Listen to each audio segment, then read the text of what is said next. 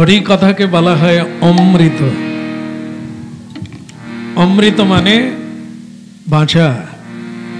আর সংসার কথাকে বলা হচ্ছে সংসার বিষানলে দিবানিশি বিষানলে। অনল অগ্নি দগ্ধ করার যে প্রবাহ, সেটা সংসারে অনবরত জ্বলতে থাকে, আর আমরা তাতে জ্বলে পুড়ে মরি। এই জন্য ওটাকে বলছে মৃত, বিষামৃত। বিষ খেলে যেরকম মানুষ ছটপট করে যন্ত্রণায় কষ্ট পায়, এ সংসারে সেরকম কষ্ট পায়। আর হরি কথামৃত, হরি রস গলদাশ্রিত, যারা হরি চরণে আশ্রয় নেয়, হরি কথা পাচন করে, মানে হরি কথা চর্বণ করে, চিবিয়ে যে রসাস্বাদন হয় সেটা যারা করে তাদেরকে বলা হয় হরি রস গলদাশ্রয়। সেটি যারা পান করে তাদেরকে কি বলা হয়? তারা মরে গিয়েও আবার বেঁচে উঠল নিতাই গৌরীর কৃপা। এ সংসারে সবাই দয়ার পাত্র। আমরা দয়া চাইলেও কেউ দিতে পারবে না, কারণ সকলেই দয়ার পাত্র। সকলের অভাব আছে, সকলের দুঃখ আছে, সকলের কষ্ট আছে। তাই আমরা কারো চরণে আশ্রয় নিলে কেউ আমাদের রক্ষা করতে পারবে না। একমাত্র শ্রী হরি পদাশ্রয়, যারা শ্রী হরি চরণে শরণাগত হয়েছেন, আশ্রয় নিয়েছেন, স্বয়ং ভগবান তাকে তো অবশ্যই কৃপা করে চরণে রেখেছেন। এই জন্য কীর্তনে কানুরাম দাস ঠাকুর তিনি গাইছেন, দয়া করো মোরে নিতাই দয়া করো। আচ্ছা, এখানে দয়া করার কথা কানুরাম বলছেন, তা নিতাইকে কেন বললেন? গৌর হচ্ছে ভগবান,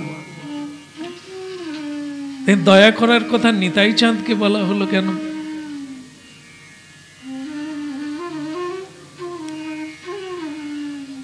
বিষয় হচ্ছে ভগবান স্বয়ং। ভগবানের নাম করুণাময়, কিন্তু তার করুণা আমরা পেতে পারি না, কারণ তিনি বিভু, অসীম। যেমন আপনারা দেখেছেন যে এই যে কি মাস, পৌষ মাসকে দামোদর মাস বলে, তো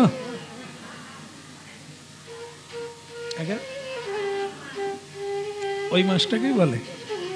আচ্ছা আচ্ছা, তাহলে দামোদর মাসে মা যশোদা বাঁধতে পেরেছিলেন তো প্রাণ গোবিন্দকে? বাঁধছিলেন বলেই তো গ্রামের এই মাসের নাম হলো দামোদর মাস, দামোদর বন্ধন। কিন্তু তিনি বাঁধতে পারছিলেন না,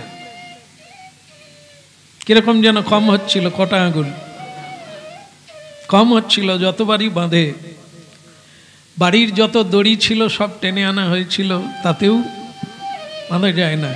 মায়ের খোঁপাতে ফিতে ছিল, ফিতে, তো সে ফিতের দড়ি দিয়েও বাঁধতে গেলেন, সেখানেও সেই 2 আঙ্গুল কম পড়ে গেল। তাহলে ব্যাপার কি ছিল? ভগবানকে বাঁধা যায় না, কারণ তিনি অসীম। অসীম মানে এরকম অসীম, আমরা তার লোমকূপের মধ্যে আছি, আমরা তার উদরে আছি। ভগবান পাতালে চরণ, আর স্বর্গে ওনার মাথা লেগে আছে, আর আমরা আছি মাঝখানে। 7টা স্বর্গ, 7টা পাতাল, মাঝখানে তার নাম হচ্ছে ভূলোক। আমরা সেই ভূলোকের বাসিন্দা। তাহলে ভগবানের চরণ যদি পাতালে থাকে একেবারে, আর ওপরে যদি মাথা থাকে, মাঝখানটা কোথা?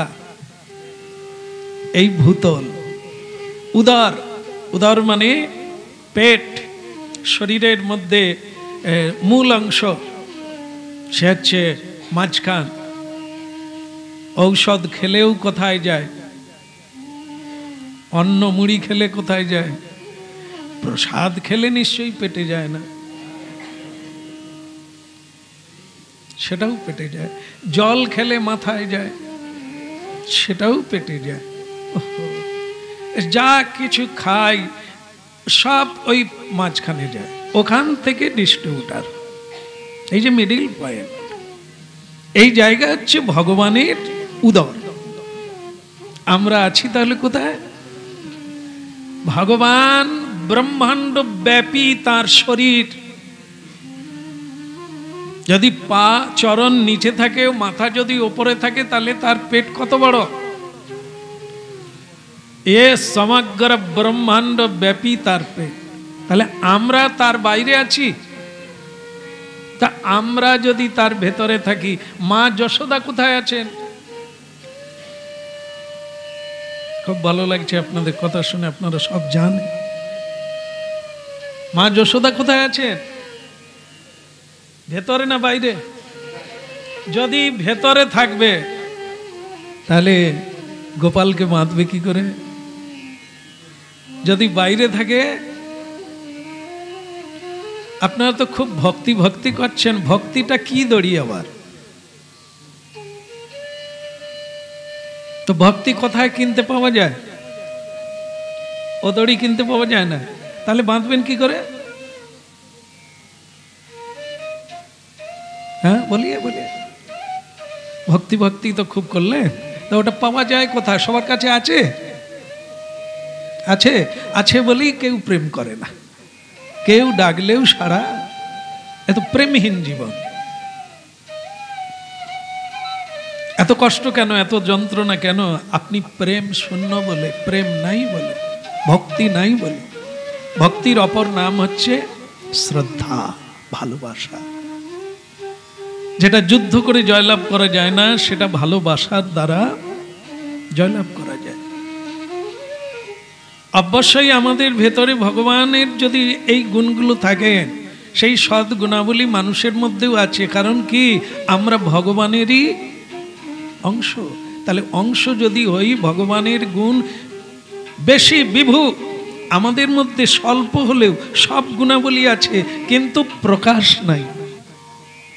কারণ আমরা ওই গুণগুলির কোনো যত্ন বা ওগুলি আমার মধ্যে আসুক, আমরা এটা চাই না। যা চাই তাই প্রকাশমান।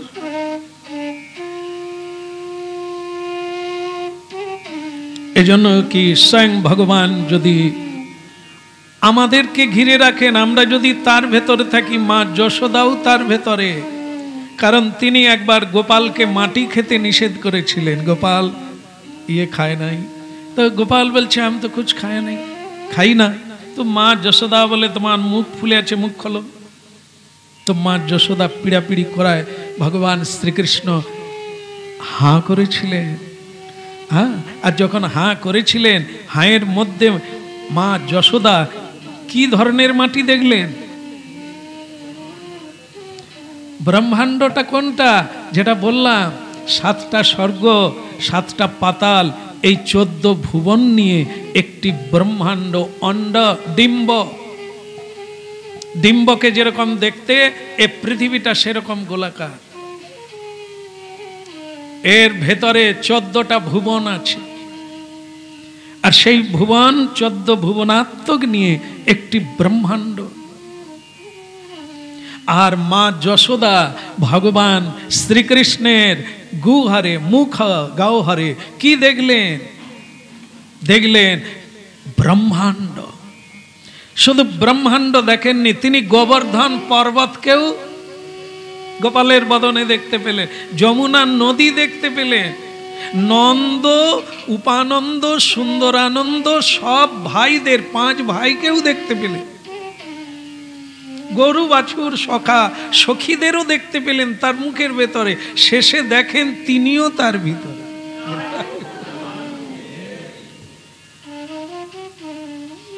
ভাগবত তত্ত্ব ভগবান বুঝাতে চেয়েছিলেন, মা আমি খাবো কি, আমার তো খিদেই নেই।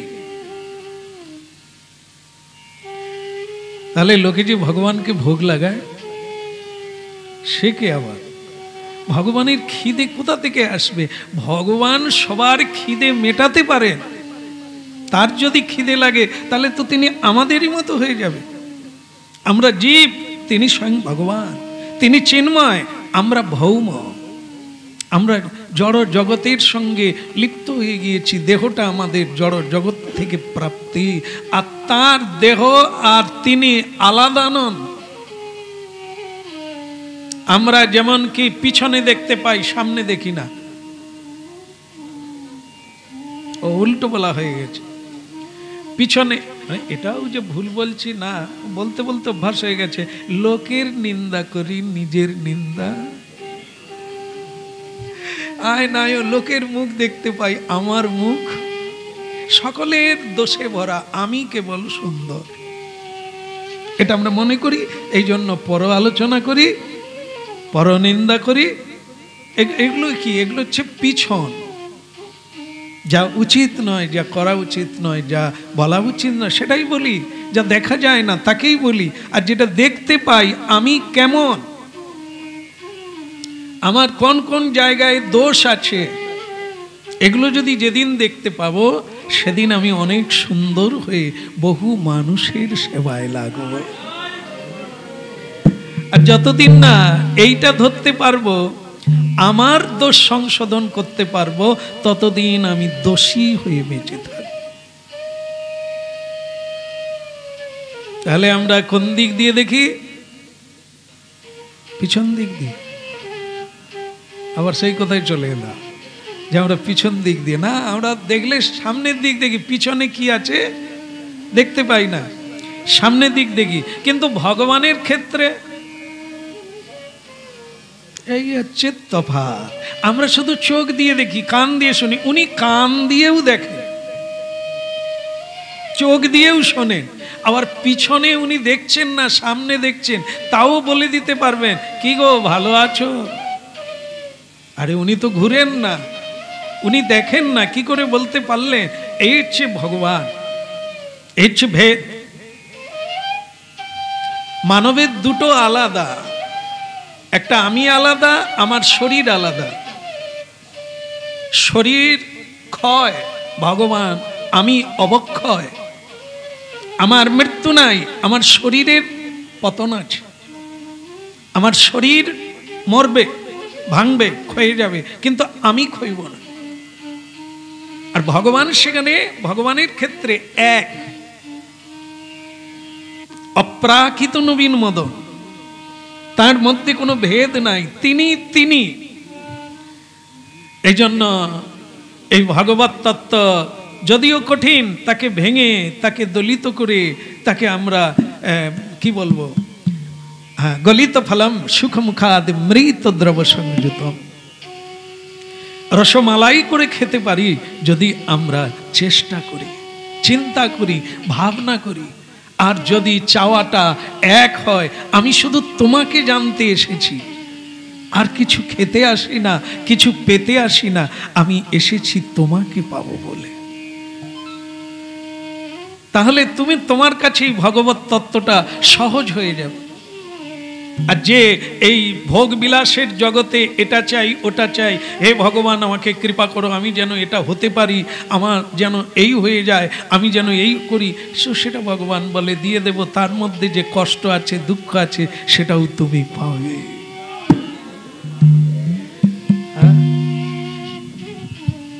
এই জন্য স্বয়ং ভগবান ভগবত তত্ত্ব খুবই কঠিন। শুধু কঠিন নয়, বলছেন দুর্গম পথস্থ কবয়ো বদন্তি। দুর্গম পথ, ক্ষুরস্য ধারয়া, ক্ষুরের যেমন ধারালো পথ, সেই পথ দিয়ে চললে কখন পড়ে যাব জানি না, ঠিক এই ভক্তি পথ হচ্ছে সেই পথ। ভক্তি দিয়ে মা যশোদা ভগবানকে বেঁধে ফেললেন, আর আমরা দু চারজন মানুষকে বাঁধতে পারি না। দুদিন পরেই মুখোশ খুলে যায়।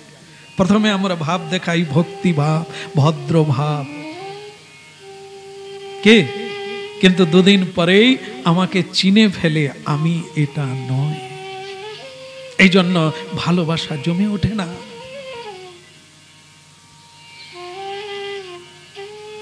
এই জন্য ভক্তি পদ যদিও সহজ বলেছেন, কিন্তু পাওয়া কঠিন। ভক্তি পথে ভগবানকে সহজে প্রাপ্তি হওয়া যায়, তাকে বাঁধা যায়, কিন্তু কঠিন। আর এর জন্য কি চাই? পরম্পরায় সাধু সঙ্গ চাই। সাধু নামে অসাধুর সঙ্গ করে ফেলি, রাস্তা বদলে যায়। অনেকে দেখবেন বাদ থেকে বোঝা যায় সাধু, কি কি থাকলে বোঝা যাবে? বলো রাধে রাধে। এক্ষুনি আমাদের স্টলে চলে যান, একটু মোটা মোটা মালা 4-5টা নিয়ে নেন, তিলকটা একটু মোটা করে দিয়ে দেন। আপনি রাস্তা দিয়েই যাবেন, লোকের দূর থেকেও এ সাধু আমাদের বাড়ি আসবে না, কিন্তু উনি কি সাধু? আমরা কি দেখে বললাম উনি সাধু? মালা সাধু নয়, তিলক সাধু নয়, এগুলো পোশাক। যেমন জামা কাপড় পরেছি, মালাটাও একটা পোশাক, এর সঙ্গে মানিয়েছে ভালো, মানাবে ভালো, কিন্তু মানবে না। জজ পরীক্ষার ক্ষেত্রে এটা মানবে না, পরীক্ষায় ধরা পড়বে তুমি সেজেছ কিন্তু সাধু। সাধু তো সত্য পথে চলে, বাকি সব নিগড়ে বাদ দিয়ে দেয়, গিল্টি বাদ দিয়ে দেয়, নকল বাদ দিয়ে দেয়, আন কথা বলে না, পরসঙ্গ করে না। এই জন্য এটা দেখতে ভালো লাগে, বুঝেনি উনি সাধু ইনি সাধু নন, এই চোখ দিয়ে এরকম বিচার কোনো ব্যক্তি করতে পারবেন না। শুধু সাধু যিনি, তার কিছু লক্ষণ আছে। সাধুর লক্ষণ কি? প্রথমা ভক্তির লক্ষণ কি?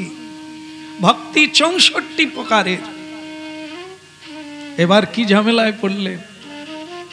ভক্তি ভক্তি করছিলাম, এখন বলছেন ভক্তি 64 প্রকারের।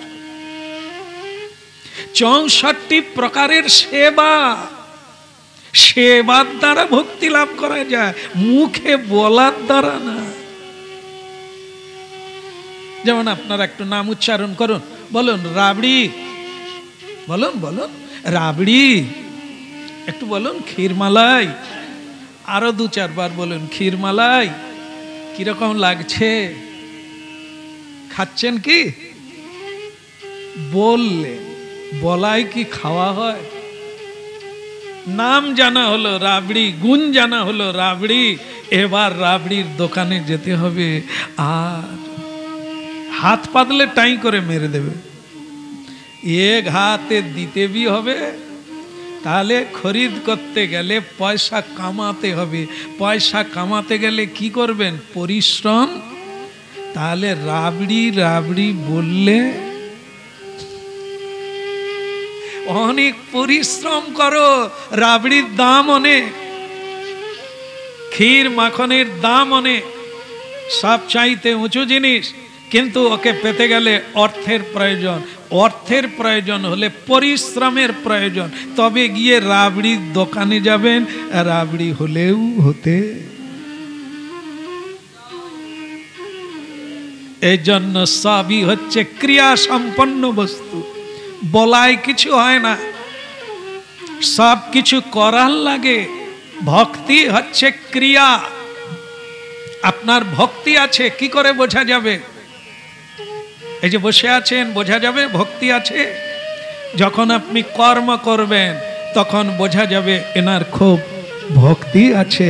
কর্মের দ্বারা বোঝা যাচ্ছে গুরু গোবিন্দের মানুষের আর্তের কিভাবে সেবা করছে। এই জন্য এগুলি খুবই সোনার লাগে, আর না হলে এই নকল কাঁচ কুড়াতে কুড়াতে জীবন শেষ হয়ে গেল, আর ভক্তির কাছাকাছিও পৌঁছানো গেল না। বলো রাধে রাধে। এই জন্য কি ব্রহ্মাণ্ড দেখলেন যশোদা মা, কিন্তু ওনার মায়াতেই ওনাকে ভুলিয়ে দিলে। মা বুঝতেই পারলেন না যে ইনি ব্রহ্মাণ্ডের নায়ক, আমার ছেলে কৃষ্ণ। ওনার এমনি মায়া, উনি ভুলিয়ে দেবেন আর আপনি ভুলে যাবেন। আপনি হাত দেখাবেন, চড় তুলবেন, কারণ আপনি জানেন উনি আমার ছেলে, উনি ভগবান। আপনি জানেনই না। যদি জানতেন উনি বাঁধার সাহস পেতেন কি? যেরকম আপনারা আর কোনোদিন বাঁধার জন্য দড়ি টড়ি বের করবেন না, কারণ আপনারা এখনই শুনে নিলেন যে আমরা ওনার পেটের ভিতরে কোথা আছি তাও ঠিক নেই। আর আমরা এত ক্ষুদ্র। কিরকম ক্ষুদ্র? কেশের অগ্রভাগকে শতভাগ করলে, তার এক ভাগকে শতভাগ করলে পাওয়ার দিয়েও দেখা যাবে না। আমরা ততটা। তা আমরা ওই বিভু চৈতন্য, যার লোমকূপে লোমকূপে অনন্ত ব্রহ্মাণ্ড বিরাজিত, সর্বশক্তিমান যিনি, তাকে বাঁধবার সাহস করছে। এটা হচ্ছে অজ্ঞতার পরিচয়, অজ্ঞানতার পরিচয়। এই জন্য শ্রীকৃষ্ণ কথামৃত শোনার লাগে। জ্ঞানীন তত্ত্বদর্শীন উপদেক্ষন্তি। যদি আলো জ্বালতে হয় তাহলে কি করতে হবে? সুইচ অফ করে দিতে হবে। হ্যাঁ বলো। হ্যাঁ, সুইচ অন করে দিলাম, চালু করে দিলাম, লাইট জ্বলছে না, কি ব্যাপার আছে? এরপরে কি করব? আচ্ছা আচ্ছা, আমার মা বলছে ল্যাম্প খারাপ আছে, চেঞ্জ করে দিলাম, জ্বলছে না। তার চেঞ্জ করে দিলাম, চেক করে দেখা গেল কারেন্ট আছে, মিটার ঠিক আছে।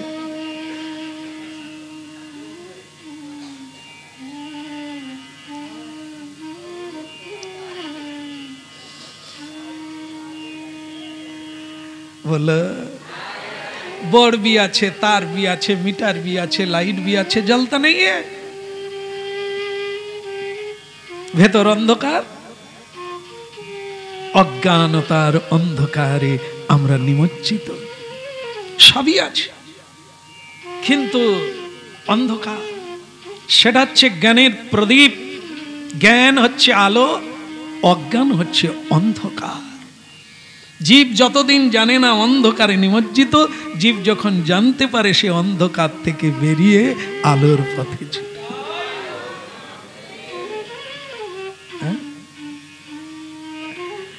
দয়া করো মোরে নিতাই, দয়া করো মোরে,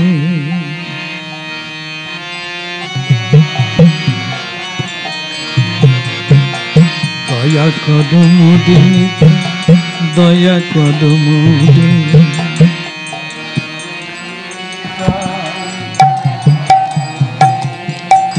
অগতির গতি নিতাই সাধু জনে বলে,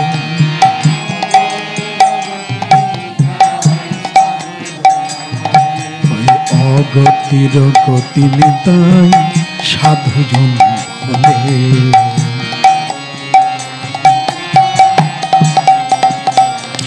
একবার দয়া করো মোরে নিতাই, দয়া করো মোরে,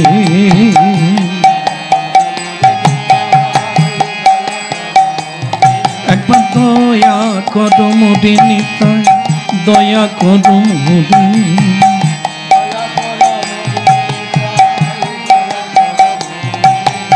অগতির গতি নিতাই সাধু জনে বলে।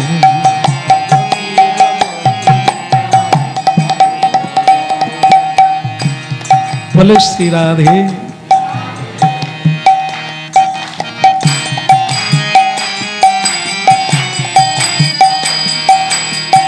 দয়া করো মোরে নিতাই, দয়া করো মোরে, দয়া করো মোরে নিতাই, দয়া করো মোরে, দয়া করো মোরে নিতাই, দয়া করো মোরে, দয়া করো মোরে নিতাই, দয়া করো মোরে।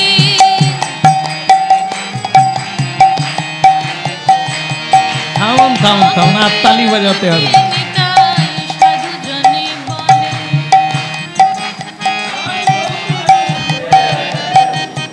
আজকে 2 বছর হলো দীক্ষা নিলাম, 2 বছর হলো গুরুকুঞ্জে গিয়ে একাদশী না খেয়ে বসে থাকলাম।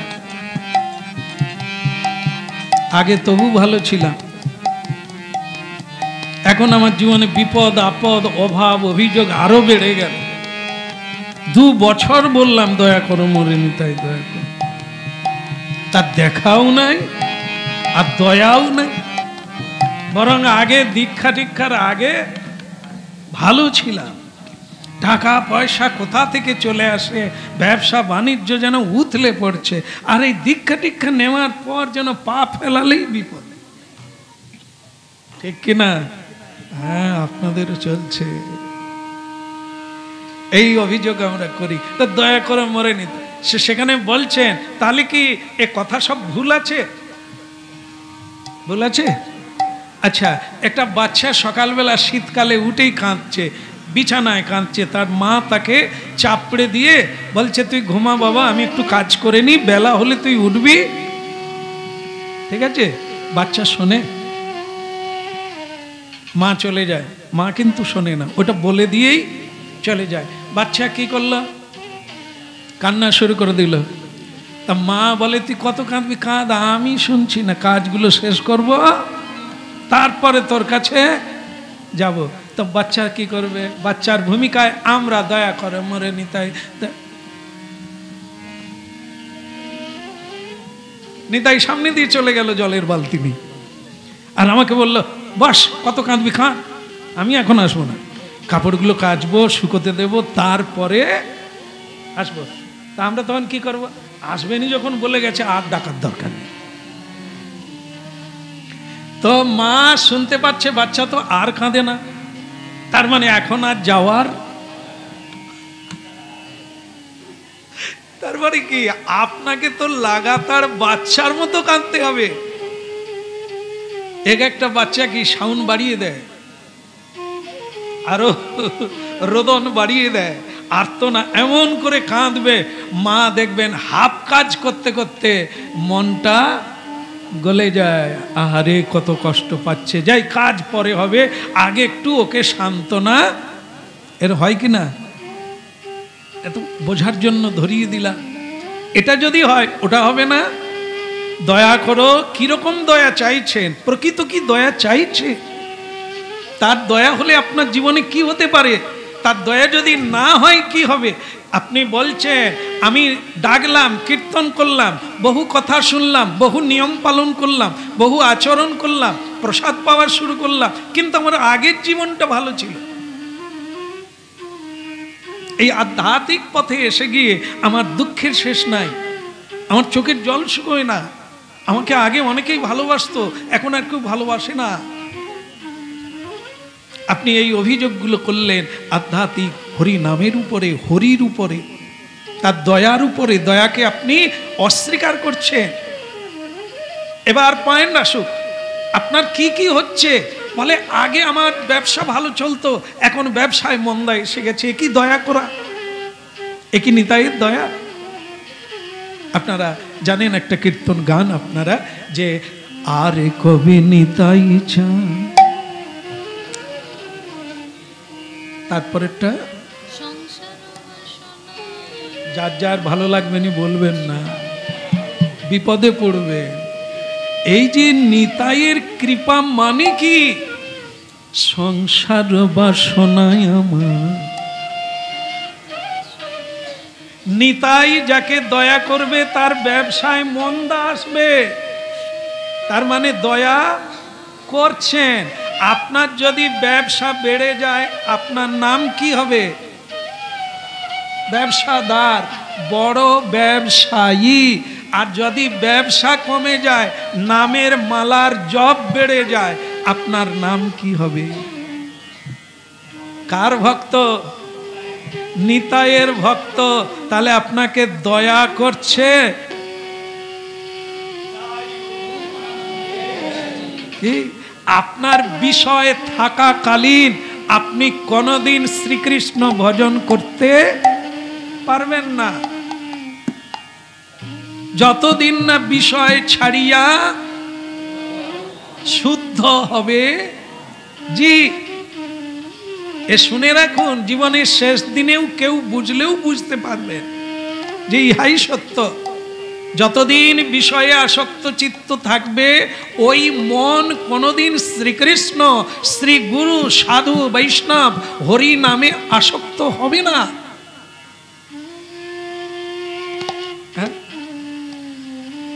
চাকরি হারিয়ে, কাজ হারিয়ে মানুষের মনের অবস্থা কি থাকে? সে কাঁদে, সে কৃষ্ণ বলে কাঁদে, আশ্রয় নিতে চায়। এখন আমার কিছু নাই, কেউ নাই, তুমি ছাড়া।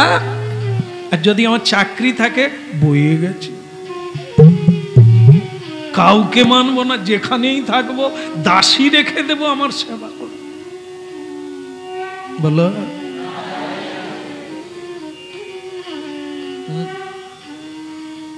বলে রিটায়ার হোক, পেনশনটা নিয়ে বৃন্দাবনে চলে যাও, কাউকে পরোয়া করি, পেনশন পাবো, চলে যাবে, একটা বাসা ভাড়া নিয়ে রাধে রাধে করব। কৃষ্ণ কোনদিন ঘন্টা বাজাবে না। কেন না? বলছে তুই তো পেনশনকে ভগবান বলিস, আছে বলেই তুই বৃন্দাবনে আছিস, তুই কি আমার জন্য বৃন্দাবনে আইছিস? তা এলে চাকরি ছেড়ে দিয়ে আমার ভরসায় চলে আসতে পারতিস।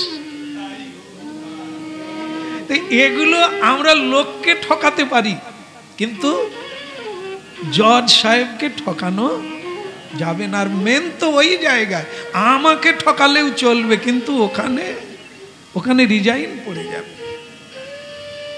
বলো রাধে রাধে।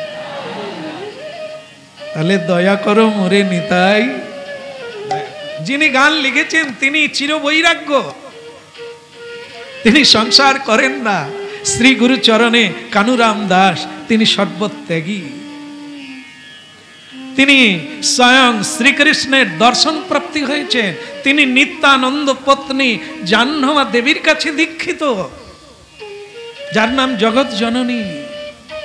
সেই নিত্যানন্দ ঘরণী, নিত্যানন্দ শক্তি জাহ্নবী দেবী, তার কৃপাপ্রাপ্ত এই কানুরাম দাস, তিনি গাইছেন দয়া করো মোরে নিতাই। কারণ তিনি জানেন নিতাই হচ্ছে গুরু, ভগবান হচ্ছে জগৎ গুরু। নিতাই রূপে তিনি প্রকাশমান। এটা হচ্ছে দয়ার মূর্তি। নিতাইয়ের দয়া অমোঘ দয়া, বিচার করেন না, অপরাধ নেন না, কোল বাড়িয়ে আছে না, আয় তোরা একবার হরি বল। ভগবান সুদর্শন ধরে অপরাধীর কাছে, ছেড়ে দেবো না, তুই আমার ভক্তের পিছনে লেগেছিস, তুই আমার জগৎকে ধ্বংস করতে লেগেছিস, আমি তোকে ছাড়বো না। কলিযুগেও তিনি সুদর্শনকে ধরেছেন। জগাই মাধাই উদ্ধারকালে নিতাই চাঁদ মহাপ্রভুর পায়ে পড়ে বলেছিলেন, একই গোসাই, একালে কি তোমার অস্ত্র ধরার কথা? কাটলে কি সমাধান হবে? আমার স্বীকৃতি দিলাম জগাই মাধাইকে, তুমি এদের উদ্ধার করো, এদেরকে তুমি কৃপা। এক হাতে তিনি কপাল ফাটিয়ে দিয়েছে, তাকেও কৃপা করার জন্য নিতাই। তাহলে কত বড় দয়াময়। কিন্তু মহাপ্রভু বলছেন আমি ছাড়বো না। তাহলে মহাপ্রভু দয়াময়, কিন্তু দয়ার মূর্তি হচ্ছে নিত্যানন্দ প্রভু। কারণ আমরা কেউ নামাপরাধ মুক্ত হয়ে হরিনাম করতে পারি না। ভুরি ভুরি অপরাধের একবারে বোঝা হয়ে আছে। এ দয়া একমাত্র নিতাই ছাড়া কেউ করবে না। নিতাই চাঁদ সুপারিশ করবে, আবেদন করবে মহাপ্রভুকে, একে কৃপা কর, এর দায়িত্ব আমি নিলাম, তুমি একে। এটা কে বলবে? এই নিতাই মূর্তি গৌরাঙ্গ মহাপ্রভু, নিতাই চাঁদ দুই এক, একজন দুজন হয়েছে, একজন বিষয় তত্ত্ব আর একজন আশ্রয় তত্ত্ব। বিষয় তত্ত্ব ভগবানকে প্রাপ্ত হতে গেলে আমাদের গুরু নিত্যানন্দের চরণে আশ্রিত। অগতির গতি নিতাই, সাধু জনে বলে। তাহলে সাধুরা কি বলে? সাধুরা এটা কেন জানলো? তারা তাপ দিয়ে দেখেছেন, কৃপা প্রাপ্ত হয়ে দেখেছেন, ঘষে মেজে দেখে নিয়েছেন, সাধন করে বুঝে নিয়েছেন, নিতাইয়ের করুণা ছাড়া অগতির গতি নিতাই। বলো রাধে রাধে। আমাদের গতি করবেন না মহাপ্রভু, তাই আমরা অগতির গতিকে, যাকে গতি করবেন না, যার গতি হওয়ার কোনো পথ নাই, তাকে নিতাই চাঁদি গতি দিতে পারে, তাই অগতির গতি নিতাই। তাহলে আমরা একটা দৃষ্টান্ত প্রাপ্ত হয়েছিলাম যে বাচ্চার কান্নার ওজন অনুসারে মা কাজ ছেড়েও আসে। কীর্তন মানে প্রার্থনা, জপ মানে প্রার্থনা, একাদশী তিথি পালন করা মানে প্রার্থনা, তার কৃপা পাওয়ার জন্য এত কষ্ট।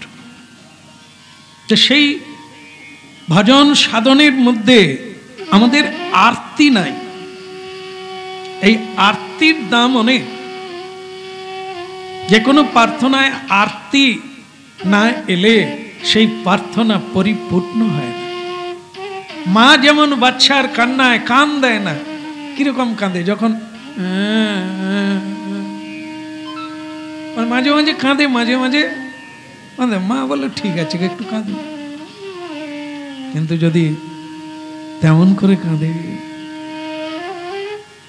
পারে কি? এই জগতের মা যদি না পারে, জগতের পিতা তিনিও পারবেন না।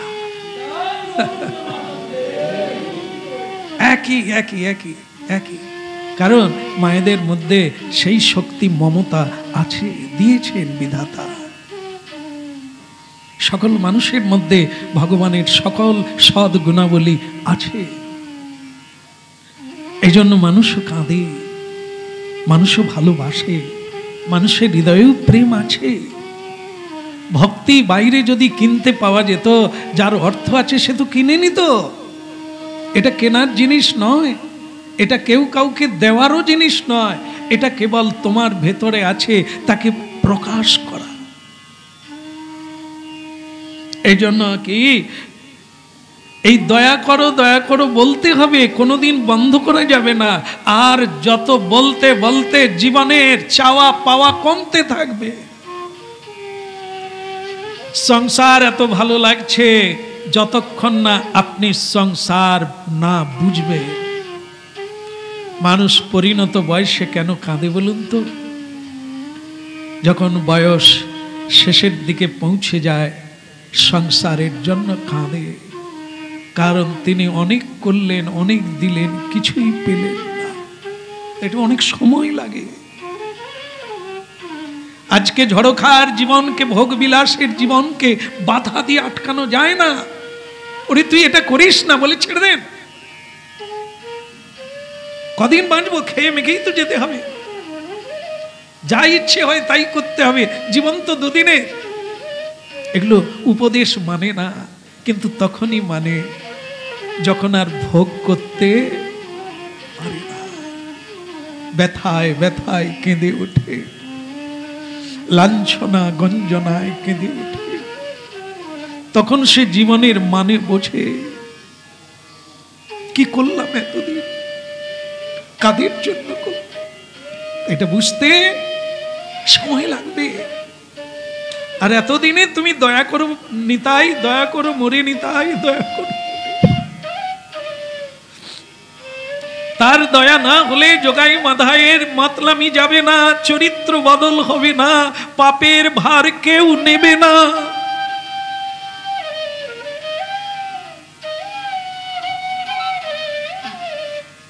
যোগাই নিতাইয়ের পায়ে পড়ে বলেছিলেন, আমার ভাইকে কৃপা করো। এই নিবেদন তো কেউ আমাদের হয়ে করবে। সাধু গুরু বৈষ্ণবের সেবা করতে করতে আমার উপর প্রসন্ন হলে আমার হয়ে নিতাই চাঁদের কাছে আবেদন করবে, কি কৃপা। চালিয়ে যেতে হবে, রাগে নয় অনুরাগে।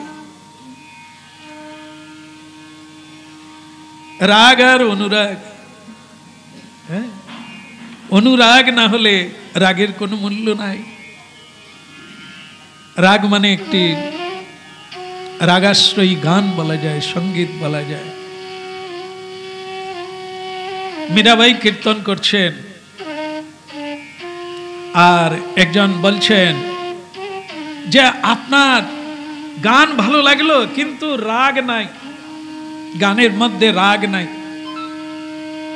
মীরাবাই বলছিলেন আপনি ঠিকই বলেছেন, আমার গানে রাগ নাই কিন্তু অনুরাগ আছে। এই জন্য চাই বিনা প্রেম সে নেই मिले नंदलाला। साधन करना चाहिए मनवा, भजन करना चाहिए, प्रेम लगाना चाहिए मनवा, साधन करना चाहिए। बिना प्रेम से कोनो दिन जीवन कानाय कानाय पूर्ण হয় না। কৃষ্ণ বলে কাঁদতে কাঁদতে একদিন তুমি ক্লান্ত হয়ে পড়ো, প্রাণ বিসর্জন দেওয়ার সংকল্প করো, তবে তো প্রেমিক মনে করবে আমাকেই ভালো।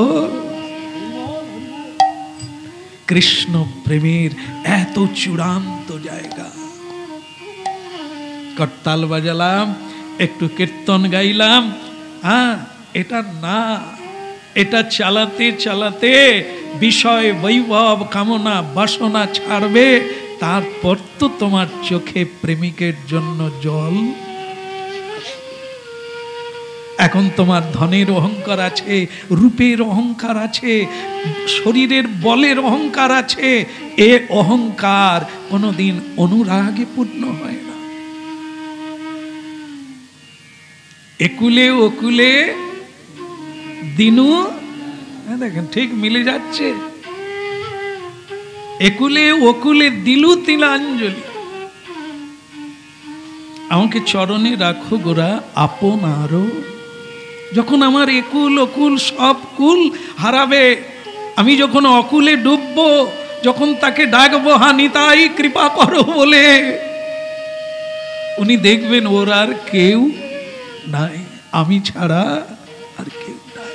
এই জায়গাটা যতদিন না আসবে, মা আসার সময় হয়নি, চালিয়ে যেতে হবে। অনুভব সিদ্ধ হয়ে চোখের জলে ভাসতে হবে, তুমি ছাড়া আর আমার কেউ নাই। এটা যেদিন প্রকৃত সত্য হবে, এটা যেদিন প্রকৃত আমার আর কেউ থাকবে না, হা গোবিন্দ ছাড়া আমার কোনো উপায় নাই, তিনি না এসে পারবেন।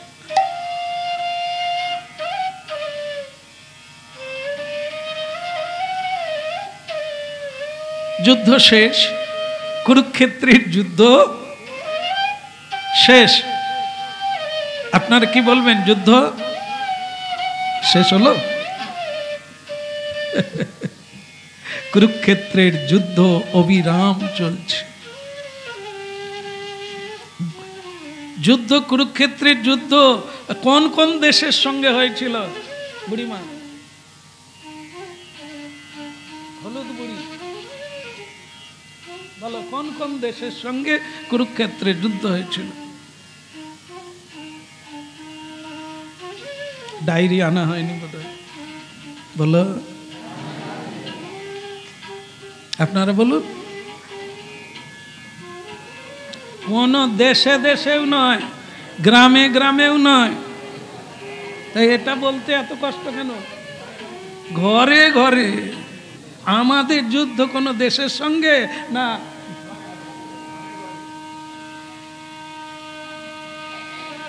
বাড়ির কারো সঙ্গে নয়,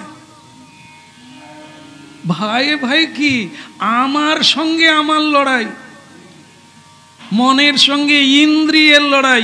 ইন্দ্রিয় বলছে চাউমিন খাবো, আরে ওতে পেঁয়াজ রসুন আছে খাবো, লড়াই চলছে। এটা খেলে তোর ভাব নষ্ট হবে, ভক্তি নষ্ট হবে, হৃদয় চঞ্চল হবে, কৃষ্ণ ভজন আর হবে না, না হয় নাই হবে, খাবো। কার সঙ্গে লড়াই হচ্ছে? না না, এখানকার কথা না, মেলায় গেছে, হ্যাঁ কি সুন্দর গন্ধ, কত লোক ঘিরে খাচ্ছে, আমি কেন খাবো না? আমি কে? আমি কি আলাদা কেউ নাকি? আমি তো খেতেই পারি। এখন লড়াই চলছে, তুমি যদি এটা খাও তাহলে শ্রীকৃষ্ণ ভজন হবে না, শ্রীকৃষ্ণ কৃপা করবে না। তা তুমি তখন বলছো না করুক তবু খাবো। এই যে লড়াই চলছে, শেষমেশ কে জিতলো? তখন কি হলো, চারিদিক দেখে নিলাম, আমাকে তো কেউ দেখেনি। আজকে নয়, আমি যে খেলাম কেউ দেখলো? বাস, কে দেখলো না? আপনি ইন্দ্রিয়ের সঙ্গে লড়াই করতে গিয়ে হেরে গেলেন। এ যুদ্ধটা বাইরে নয়, ঘরে ঘরে। এই জন্য কৃষ্ণ কথামৃত এত দূর বৈজ্ঞানিক বিপ্লব, যা আপনি লড়াইয়ে জিততে পারলে অর্জুনের চেয়েও আপনি বড় বীর হয়ে যাবেন। যারা অস্ত্র শস্ত্র নিয়ে যুদ্ধ করে তারা তো বীর, তার চাইতে মহাবীর যারা ইন্দ্রিয়ের সঙ্গে লড়াই করে জিততে পারে। কাম, ক্রোধ, লোভ, মোহ, বাকিগুলো বাদ রাখেন, তিনটাই ভেবে দেখেন, একটাকেও আজ পর্যন্ত। কিছু কিছু ভক্ত বলেন, খুব নির্জন পেলেই বলে, প্রভু একটা কথা আছে। হ্যাঁ হ্যাঁ, এবার বলেন। বলছেন আপনি আমাকে একটা উপদেশ দেন, সারা জীবন করব। হ্যাঁ হ্যাঁ হ্যাঁ, দিয়ে দিই, তবে কিছু দিনের জন্য দেব। বলে কেন সারা জীবন? তুমি পারবে না। 1 মাস পরে এসো, শুধু ক্রোধ করো না, 1 মাস বাদে দেখা করো, ক্রোধ করবে না। উপদেশ দেওয়া হলো। বলে ও তো কিছু ব্যাপার না, আমি রাগ করবো না। রাগ করবো না, কি আছে? 1 মাস পরে এলে আপনি কি দেবেন? আরো বড় করে একটা উপদেশ দেবো, ঘুরে আয়। বলে 1 মাস কেন? সারা জীবনের জন্য বলে দেন, যে সারা জীবনে কোনোদিন। আমি বাপ, 1 মাস পরে আয় না, তারপরে না হয় দিন বাড়িয়ে দেবো। বলো বাস। এলো 6 মাস পরে, কিন্তু একবারে উস্কো খুস্কো বেশ। কি হয়েছে রে? বলে আমি তো বাড়িতে নাই। কি বলে? আপনার এখান থেকে 15 দিন বাদে স্ত্রীর সঙ্গে এমন মারপিট, সে পুলিশে জানিয়ে দিয়েছে, থানায় আমাকে ধরার জন্য চেষ্টা, আমি আর ঘরে নাই। আরে কি হলো? তোকে তো আমি 1 মাস পরে ডাকলাম, কি করে হলো? বলে রেগে স্ত্রীকে এক ঘা দিয়ে দিয়েছি। আরে তোকে যে আমি বললাম ক্রোধ করিস না, তুই 15 দিনের মাথায় ঘা মারলি কেন? বলে আমি সামলাতে পারি না। হ্যাঁ, আমাকে বলে তুমি ছুটিতে আছো, রান্না করো। এ কি স্ত্রী নাকি? তাই দিয়েছি এক ঘা। সেও আমাকে মেরেছে, আমি আবার দিয়েছি। শেষকালে এরকম হতে হতে 2 জনে হাসপাতালে। তারপরে সে থানায় জানিয়ে দিয়েছে, আমি থানা মানে বেড থেকে পালিয়ে আসছি। বলো। এবার তাকে আমি বললাম, তাহলে আমি সারা জন্মের মতো তোকে ক্রোধটা দিয়ে দিই। বলে গুরুদেব হবে না। আসল লড়াই কাহা চল রা হ্যায়? আমার সঙ্গে লড়াই, নিজের সঙ্গে নিজের লড়াইয়ে আমরা সব সময় পরাজিত। এই জন্য বাইরের লড়াই তো পরে হবে। যা উচিত তা করি না, যা উচিত নয় তাই করার জন্য আমি খুবই ঝুঁকিদার, আমি খুবই আনন্দময়। কর্তব্য বলে তাহাকেই করে চলেছি। এই জন্য আমার পতন হচ্ছে ধীরে ধীরে, কিন্তু আমার উন্নতি হচ্ছে না জীবনে। বলে শ্রী রাধে। যুদ্ধ শেষ, আমাদের যুদ্ধ চলুক। কুরুক্ষেত্রের যুদ্ধ শেষ। এবার কি হবে? ভোট হয়ে যাওয়ার পরে কি হয়? গণনা হয়। গণনা হয়ে কেউ জিতে গেলে তারপরে কি হয়? বাদ্যি বাজনা বাজবে, মহোৎসব হবে, আনন্দ হবে, জিতে যাওয়ার আনন্দ। জিতলো কে? কুরু পাণ্ডবের যুদ্ধে জিতলো কে? পাণ্ডব জিতে গেছে। তাহলে এবার কি হবে?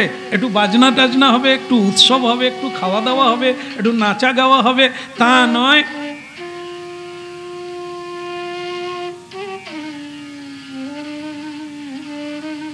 কেঁদেই সারা। যুধিষ্ঠির মহারাজ এত বড় একজন জ্ঞানী, ধার্মিক, এত বড় একজন রাজা, পৃথিবীর সম্রাট, তিনি যুদ্ধের পরেই মৌন অবলম্বন করেছেন। বিষণ্ণ বদনে অবিরাম চোখ দিয়ে ধারাগুলো যাচ্ছে। কেউ তার কাছ থেকে একটা কথাও বের করতে পারে না যে আপনার হয়েছে কি। দ্রৌপদী পারল না, মা কুন্তি পারল না, পারল না কোনো ভাই। দেবশ্রী নারদ এলেন বোঝাতে, ব্যাসদেব এলেন বোঝাতে, কত ঋষি মুনি এলেন বোঝাতে আপনার হয়েছে কি। স্বয়ং শ্রীকৃষ্ণ উপস্থিত আছেন সেখানে। বলো রাধে রাধে। আচ্ছা, আমাদের মনে প্রশ্ন জাগে না, স্বয়ং ভগবান যেখানে উপস্থিত আছে তার এত শোক কেন, এত কষ্ট কেন? নাকি শুনবেন না? ছেড়ে দেব। আপনাদের ভেতরে কি ভগবান নাই? তাহলে আপনাদের এত দুঃখ কেন? লোকেরটা শোনার আগে নিজেরটাই তো বলতে পারি। প্রেম সে বলো।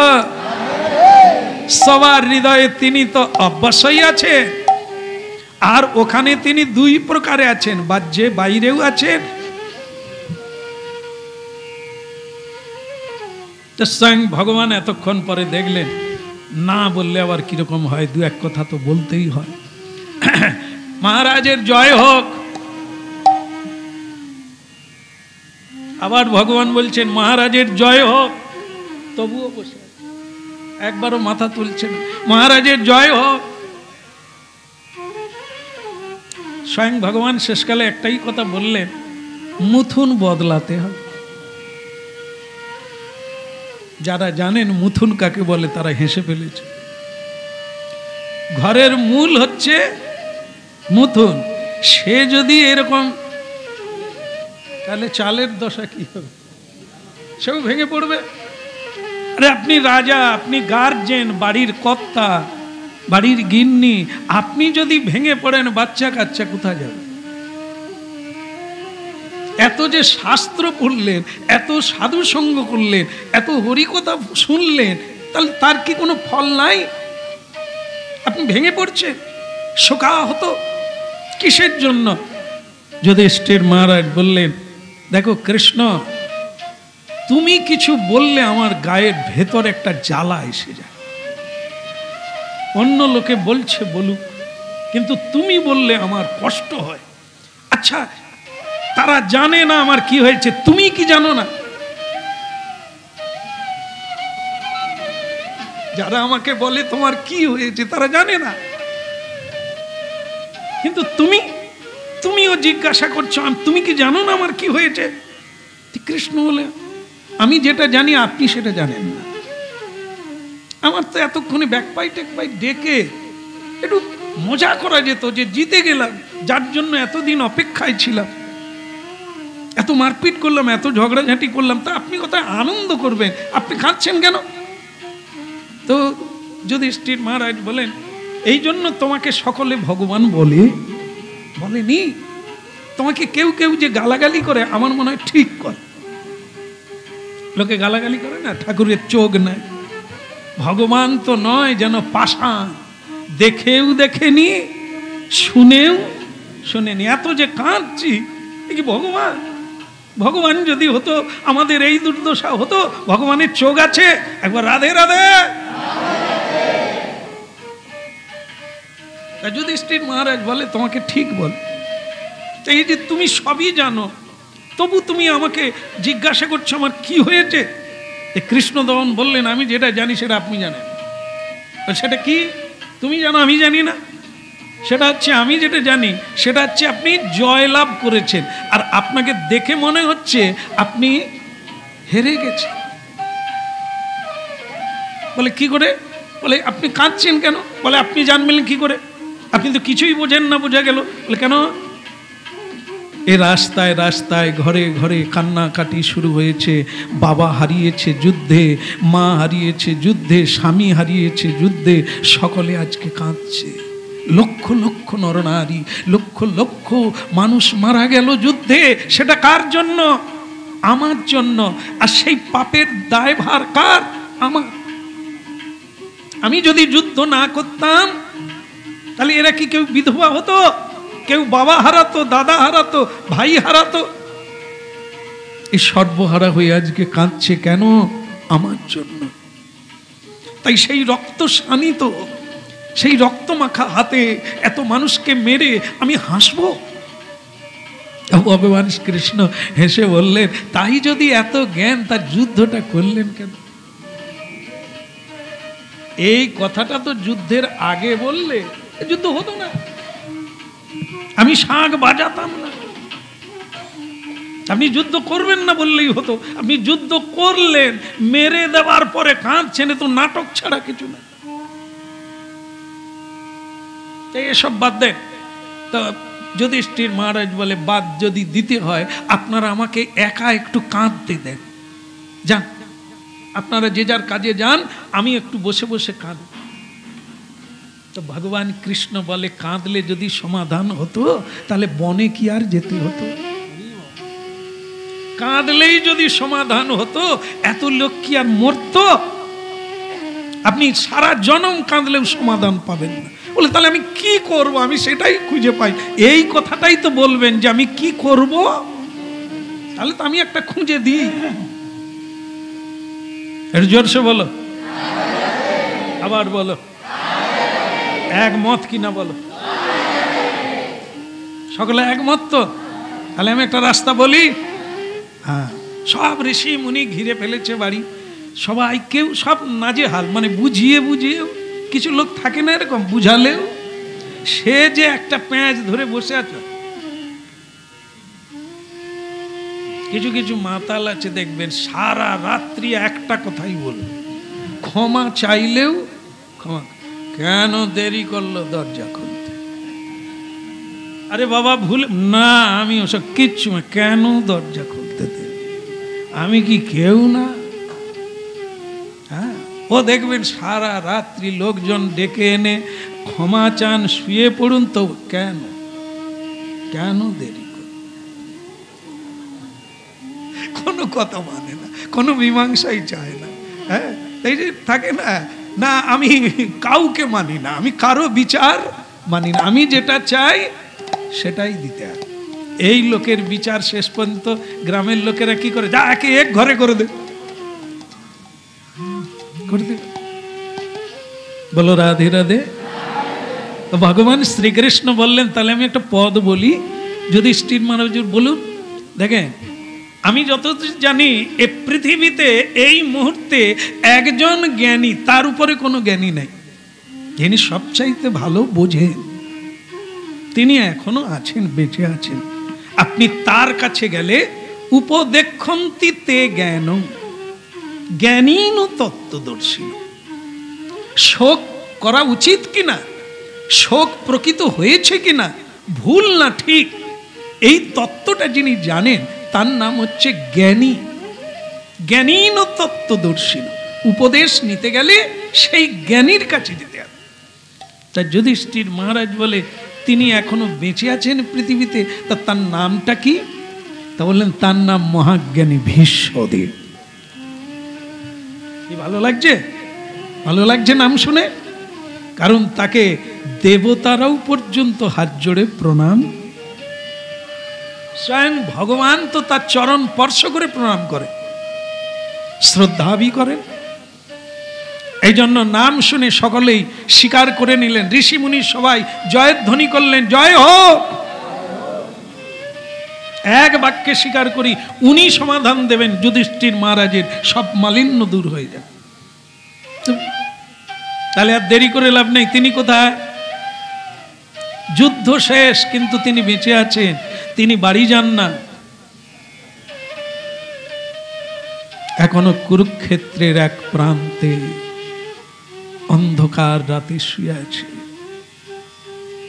কত শকুন জীব জন্তু তাকে খাওয়ার জন্য ছুটে ছুটে আসছে, কিন্তু পাহারা দেওয়া আছে, সিকিউরিটি রাখা আছে, যাতে বিশ্বদেবের কোনো ক্ষতি না করে। কারণ শ্মশান পচা গন্ধে মৃতদেহে ছেয়ে গেছে, রক্তে নদী হয়ে গেছে, পচা দুর্গন্ধ, হাত নেই, পা নেই, মুন্ডু নেই, এমন সব ছিন্ন ভিন্ন দেহ সারা কুরুক্ষেত্র জুড়ে পড়ে আছে। তারই সঙ্গে এক প্রান্তে ভীষ্মদেব শুয়ে আছে, স্বরের উপরে বিছানা।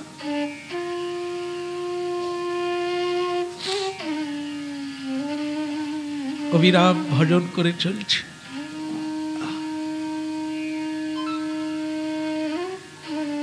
তাকে বাড়িতে নিয়ে যেতে চেয়েছিলেন রাজপ্রাসাদে। ভীষ্মদেব বলে, দয়া করে মরে আমাকে বাড়ি নিয়ে যাবেন না, প্রণাম করে বেরিয়ে এসেছি, আর ঢুকবো না।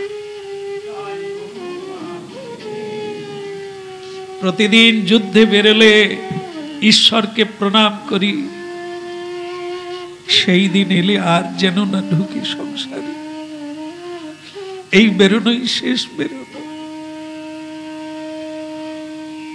তাই আজও শুয়ে আছে।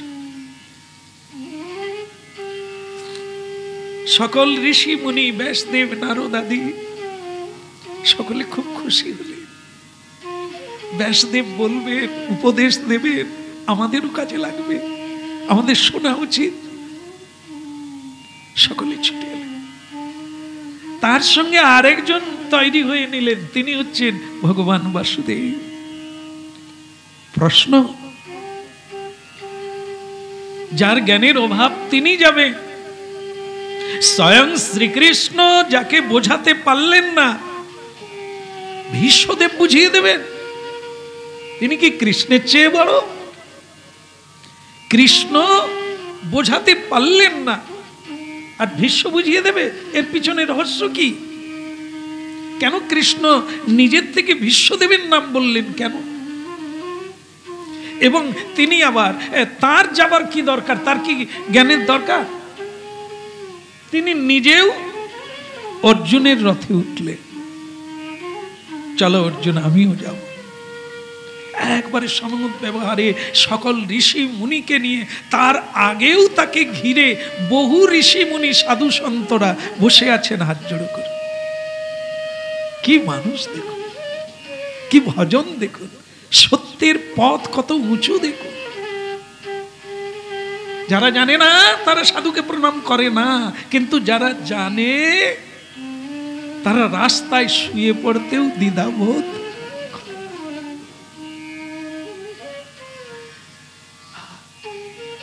তাহলে জানার কত দরকার আছে। বস্তু জ্ঞান, আত্মতত্ত্ব জ্ঞান যদি না পাই, মানুষ চিনব কি করে? কোন মানুষের সঙ্গ করব? কোন মানুষের পথকে জীবনে অনুসরণ করব? এর নাম জানতে।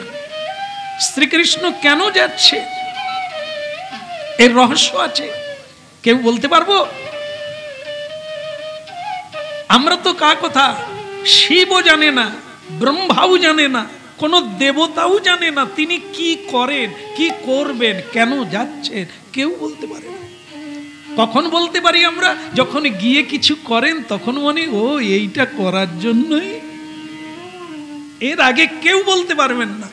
অগম্য, তার চরিত অগম্য, চিন্তার বাইরে, তাকে চিন্তা করে বোঝা যাবে না কখন কি করেন, কেন করেন, এটা আমাদের মাথায় আসে। অথচ সাধুগণ একটা সুন্দর কথা বলেন না, ভগবান যখন যা করে, যা হচ্ছে একদম। কিন্তু আমরা সহজে এটা শুরুতে মানি না, যখন হয় তখন বুঝি ঠিকই হয়েছে, দরকার ছিল। এই যে ভগবানের অগম্য লীলা, তিনি কেন যাচ্ছেন এনাদের সঙ্গে? তার তো যাওয়ার দরকার নেই। তিনি তো জ্ঞানেরও জ্ঞানী, জ্ঞানীরও জ্ঞানী, সকল গুরুর গুরু। তিনি কেন যাচ্ছে? ব্রহ্মায়াদি দেব যারে ধ্যানে নাহি পায়, ব্রহ্মা ধ্যান করেও ভগবানের ঠিকানা খুঁজে পায় না। দেবতা নারদ আদি ব্যাসদেব দিতে নারে সীমা। তা আমরা সেই ভগবানের কথা বলবো কি জানি? তাকে বুঝে নেব আমরা কি জানি? কি চলছে সময়টা? এই সময়ের বিচার আমরা কি করে করব? ভালো না মন্দ? জড় বিচারে আমরা ধরি যখন যেটা চাই পেয়ে গেলে আমরা বলি ভগবানের কৃপা, যেটা পাই না বলি ভগবানের দয়া নাই, নিঠুর ভগবান কেড়ে নিলেন আমার কাছ থেকে। কতখানি ভজন ধন, ধন অনেক প্রকারের, হয়তো ধন যার থাকে তাকে সবাই ভালোবাসে না। ধন যার থাকে, পয়সাওয়ালা মানুষের পিছনে পিছনে না ডাকলে লোক চলে যায়। দা বীরেন্দা কোথায় যাচ্ছে? বলে বাজারে যাচ্ছি। চলুন যাই, আপনার সঙ্গে যাই। আর যদি পয়সাওয়ালার লোক না হয়, কিরে তপন যাবি? না না তুমি যা। গেলেও এক কাপ চা খাওয়াবে, নিয়ে সঙ্গে গিয়ে লাগ। বলো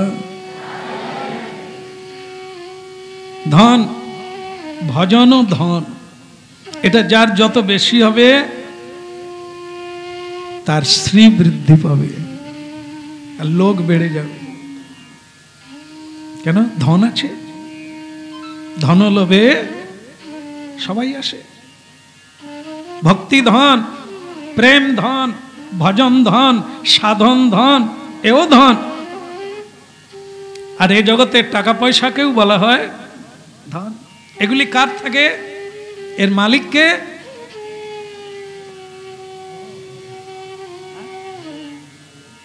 স্ত্রী।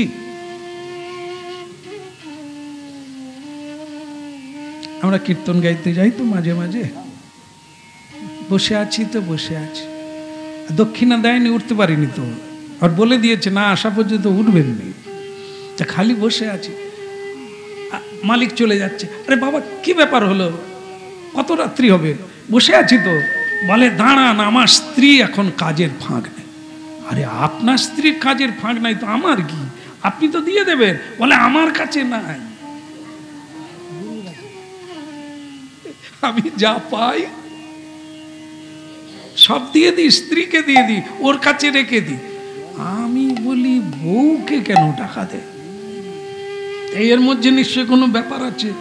তা আমি সেই লোক যখন এনে দিল, তার স্ত্রী এলেন, হাত ধুইতে ধুইতে তো বললেন এত তাড়া করছেন কেন? আপনি থাকুন না, এই তো এলেন। আমি সেটা ঠিক আছে মা, তুমি তাড়াতাড়ি ছেড়ে দিলে আমি যাই, ঠান্ডা রাত্রি। দিয়ে দিল। কিন্তু সেই পুরুষটা গাড়িতে তুলতে আসছে। আমি তাকে ডেকে বললাম, আচ্ছা ব্যাপার কি বলুন তো, আপনার কি পকেট কাটা? তা আপনি স্ত্রীর কাছে টাকা রাখেন কেন? বলে আপনি যে কি বলেন না, তা আপনাদেরই কথা। আমাদেরই কথা আমি কবে বললাম রে বাবা? আমি জানি না বলেই তো জিজ্ঞাসা করা। বলে আপনাদেরই তো কথা। স্ত্রী কে? স্ত্রী তো লক্ষ্মী।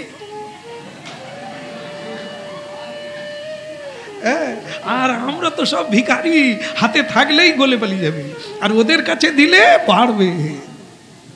এই জন্য যা পাই সব নিতাই গো। বলো এটা ঠিক না? হ্যাঁ, যাই হোক ভালো, এই ব্যাংকেই রাখবেন। কোনোদিন যদি বলেন আমি একটা বাড়িতে বৈষ্ণব সেবা দেবো, মরণ দশা, ও আর বেরোবে না, ও ব্যাংক থেকে আর উঠবে না। হ্যাঁ, যাই হোক রাখা ভালো। যারা খরচা করে ফেলে, যাদের হাত খোলা, তাদের এরকম ব্যাংকে থাকা ভালো, দুঃখ দূর হবে। কিছু কিছু ক্ষেত্রে সুবিধা আছে, না নয়, মিথ্যা না। আবার কিছু কিছু ক্ষেত্রে যেমন বললাম একটা, যে বৈষ্ণব সেবা দেবো আপনার ইচ্ছা, ওর ইচ্ছা নয়, কারণ এই 99 চলছে, ওটা পুরা করবে, খরচা করবে। বলো তাই তো ভালোও আছে, আবার খারাপও দিক আছে। বলো ওদিকের কি হলো? ভজন ধন, বিশ্বদেব শুয়ে শুয়েও আকর্ষণ করছে, মহাত্মারা আসছে এ কোন ধনের টানে। ব্যাংকে কত জমা আছে, যাদের প্রণাম করতে গেলে যেতে হবে, খুঁজতে হবে, সাধনা করতে হবে, তারা নিজের থেকে। বিশ্বদেব দৌড়াদৌড়ি তো করে না, শুয়ে আছে। সাধু সন্ত কোথা থেকে আসছে, কিসের টানে আসছে? যাত্রার কাছে চলে যাবে, ডাকলেও যাবে না। কি দরকার আছে আমি যে ওখানে যাব? কিন্তু এখানে কেন আসছেন? কারণ বিশ্বদেব এত ধনবান, এত পুণ্যবান, এত বড় জ্ঞানী, এত বড় সাধ্যায়ী, যার কাছে গেলেই পরম সাধ্য বস্তুকে পাওয়া যাবে। ওই যে তিনি আসছেন রথে করে, ওকে, ও তো সাধনার ধন, যাকে পাওয়ার জন্য ব্রহ্মাদি ধ্যান করে, তিনি আসবেন বিশ্বদেবের কাছে। কারণ বিশ্বদেব এত বড় ভজনের অধিকারী। তাহলে আমাদের কোথায় যেতে হবে? ভগবানের পিছনে ছুটে সারা জীবন হবে না, ছুটতে হবে ভগবানের ভক্তের কাছে। কারণ আসলেও ওনার ডাকে আসতে পারে। এ বড় চতুরের কথা, বড় চাতুর্যপূর্ণ কথা, বুদ্ধিমান ব্যক্তির কথা। হয়েছেও তাই। বিশ্বদেব বলেন না, ডেকে পাঠান না কৃষ্ণ যেন আসে, ব্যাসদেব যেন আসেন, তিনি বলেন না। তিনি সাধনা চালিয়ে যাচ্ছে। আর গাড়ি গাড়ি করে বিভিন্ন জায়গা থেকে পদব্রজেও বহু সাধু তাকে ঘিরে বসে আছে, তার স্তুতি করছে, তাকে প্রণাম করছে। আর ঠিক সেই সময়ে পঞ্চপাণ্ডব সবাইকে নিয়ে রথে করে নিয়ে স্বয়ং ভগবান শ্রীকৃষ্ণ পৌঁছে গেলেন।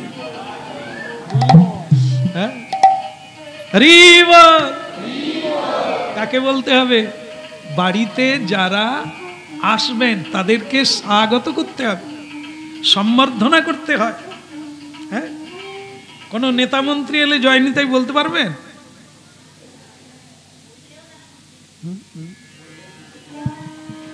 তারা নাই বলুক, আপনি কি বলতে পারবেন?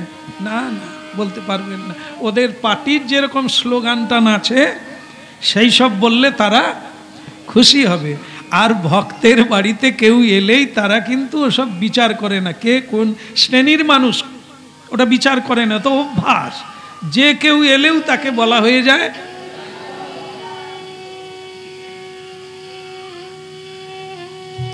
স্বয়ং যার বাড়িতে এত ঋষিমুনি আসছে, তিনি কে? ব্যাসদেব না? তিনি এখন কি অবস্থায় আছে? শুয়ে আছেন। তিনি স্বাগত বা সম্ভাষণ কি করে করবেন? সম্বর্ধনা শুয়ে শুয়ে করা যাবে? কিন্তু কারো অমর্যাদা করেন না। এই জন্য মর্যাদা পুরুষোত্তম, সেখান থেকে শিখতে হবে। শিক্ষার্থমেক পুরুষ পুরাণ, শিখতে হবে আমাদের। আর যদি না শিখি আমরা ঠক্কর খাবো, ভেঙে যাব, মুছলে যাব, এগোতে পারবো না। বিশ্বদেব শুয়ে শুয়ে যাকে যেরকম সম্বর্ধনা করা উচিত, শ্রদ্ধা করা উচিত, সেইভাবেই করছে। পঞ্চপাণ্ডব এলেন, যুধিষ্ঠির এলেন, ব্যাসদেব এলেন, দেবর্ষি নারদ এলেন, দেবল মুনি এলেন, অত্রি মুনি এলেন। কোন মুনি আসেননি? সবাইকে যথাযথ প্রণাম দিলেন, ভগবানকেও ছাড়লেন না।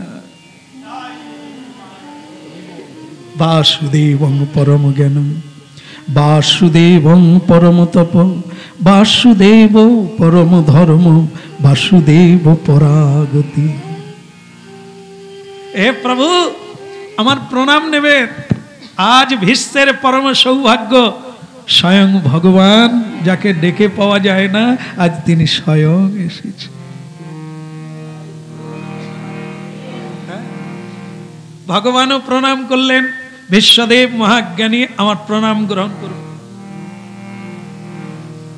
বিশ্বদেব বললেন, আপনারা সবাই উপবেশন করুন, সবাই বসুন, সবাই ভালো আছে। আমার সৌভাগ্যের সীমা নেই, কারণ আপনাদের মতো মহৎ ব্যক্তি এবং স্বয়ং ভগবানও আমার দ্বারে উপস্থিত। বলো রাধে রাধে। এইবার যেটা বলার সেটা শুরু হয়ে গেল। সেটা কি? স্বয়ং ব্যাসদেব দেবর্ষি নারদ ভীষ্মদেবকে জানিয়ে দিলেন এখানে আসার কারণ হলো যুধিষ্ঠির মহারাজ বড় ব্যথিত, শোকাহত, তাকে অনেক বুঝিয়েও আমরা পারি না, তাই আপনার কাছে এনেছি। আপনি যদি রাজধর্ম কি, গৃহস্থ ধর্ম কি, সন্ন্যাস ধর্ম কি, এটা যদি আপনি একটু উল্লেখ করেন তাহলে যুধিষ্ঠির মহারাজের হয়তো শোক অপনোদন হতে পারে। আপনি এ বিষয়ে একটু বিস্তারিতভাবে দয়া করে বলুন। হরি বল, হরি বল। আরেকবার বলুন, হরি বলো আর না বলো, হরি ওই আছে, তবে বল আছে, আর नहीं तो बोलता को बोलता बोलता है, हम लोग क्या बोलता है,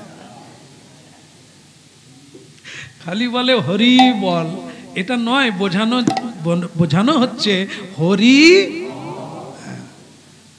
আর যত সব দুর্বল, হরি নাই তখনও বলতে হবে বলো হরি। হ্যাঁ বলো। যাই হোক, সরসজ্জায় এখন সমালোচনার কি শেষ আছে? আছে কি? যে যত দেখবেন উপর দিকে উঠে যাবে তার চায়ের দোকানে, মিষ্টি দোকানে, মদের দোকানে, রাস্তাঘাটে ওই যে কি করে হলো, সব 2 নম্বরই। তারা কোনো নম্বরে পেরে উঠছে না, আর যারা করছে তারা শুধু, আরে তারা 2 নম্বরে করছে, তুই 1 নম্বরে কর, 3 নম্বরে কর, ও তো 0-তে আছে। বলো। দেখে চন্দ্র, সূর্য, বরুণ, দেবতা আর নেতা মন্ত্রী পৃথিবীতে কেউ বড় লোকের সমালোচনা করতে কেউ ছাড়ে? স্যার এই যে আমাদের প্রধানমন্ত্রী কি মন্ত্রী, আমি যদি হতাম, মাইক্রোফোন দেবো। বলো রাধে রাধে। তো এই রকম আমরা আস্ফালন দেখাই, চায়ের দোকানে টেবিল ভেঙে ফেলি, কিন্তু প্রকৃত যদি আমাকে মন্ত্রী করে দেয়, সব সময় সেলাইন চলবে। যখন শুধু খবর আসবে হ্যাঁ সেটা মারপিট লেগে গেছে, ওটা মারপিট, আরে সর্বনাশ, আমি কোথায় যাব? আলুর দাম বেড়ে গেছে, তেলের দাম বেড়ে গেছে, বলে আমি কি করব? আমার মাথায় জল ঢালো। এসব মাথার কাজ না। হ্যাঁ, টেবিল চাপড়ানো যায়, সমালোচনা করা যায়, কিন্তু কাজ করা। সেই খাওয়ালো, একটু পায়েস দিলে কি এমন হতো, সেই করলো, শুক্তা করলো, ডাল করলো, চচ্চড়ি করলো, ছেঁচড়াবি করলো, একটু পায়েস করলো না। এ সমালোচনা করে, ওকে জিজ্ঞাসা করো তো বছরে কবার খাওয়ায়। এরাই তারা যারা জীবনে কিছুই করতে পারে না, পারবেও না, এরাই সমালোচনা করে। ভীষ্মদেব যে শুয়ে আছে, এত লোকে নমস্কার করছে, এত সম্মান করছে, তারই ভিতরে কিছু লোক আছে এই যে দুটো মনের কথা কই, আর কার কাছে বলবো? এই যে তোমার আমার কোন রোগ আছে? ভীষ্মদেব কত পাপ করেছিল, তাই আজ তীরের উপরে তুমি আমি কি গদি, ডানলপের গদি শুয়ে। এই মা আমাকে ভীষণ সাহায্য করে। আরে আমরা তো পাপ করি না, এইরকম ভালো বিছানায়, ভালো খাটে, হ্যাঁ আমরা ঘুমোতে পারি। আর ভীষ্মদেব কোথায় শুয়ে আছে? পাপ না করলে এরকম ভোগান্তি হয়? দেখো, ভগবান যাকে বলে তিনি শ্রেষ্ঠ জ্ঞানী, আর সাধারণ মানুষ বলে মহাপাপী পাপ করেছিল এই সরসজ্জায়। আর এর সঙ্গে আরো সাধারণ পাপ করলে ভুগতে হবে নি, ভুগো ভুগো। এই জন্য কিছু কিছু লোক আমরা যখন বলি হরি বল, তারা বলে তুমি বলো তুমি পাপী, তুমি বলো আমাদের কোনো পাপ নাই। এই জন্য বাড়িতেও হরিনাম করি না, আর কোথাও হরিনাম শুনতে যারা যাচ্ছে এরা তো পাপী, তাই এরা করুক। পাপ না থাকলে ভীষ্মদেবের এই দুর্দশা হয়?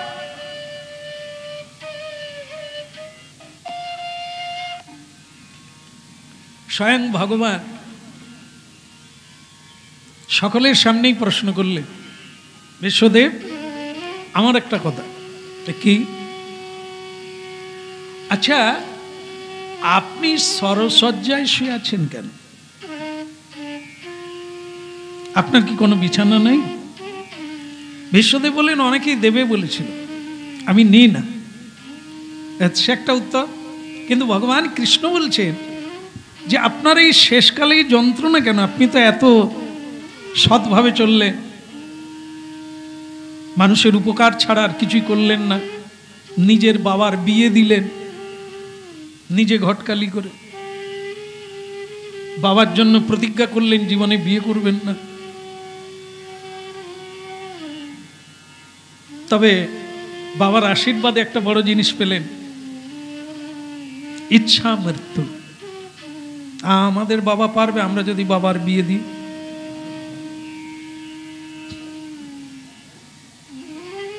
বাবা বিয়ে করেনি, কিন্তু ওই আশীর্বাদটা করতে পারবে না। ও তো ভীষ্মদেব যার বেটা, গঙ্গা দেবীকে যিনি বিয়ে করেছিলেন সে কি আমার মতো সামারামা?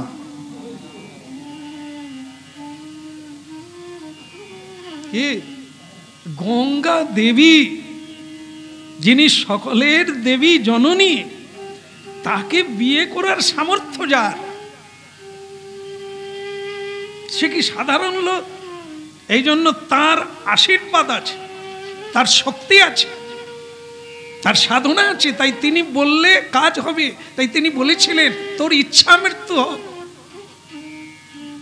এই যে কাজটা তুই করেছিস বেটা, এটা অসামান্য, এর কোনো মানে বিচার হয় না। তাই তোকে আমি প্রাণ থেকে আশীর্বাদ দিলাম, তুই যেদিন মরতে চাইবি সেদিন মরবি, যদি ইচ্ছে না হয় তো কোনোদিন মরবি না।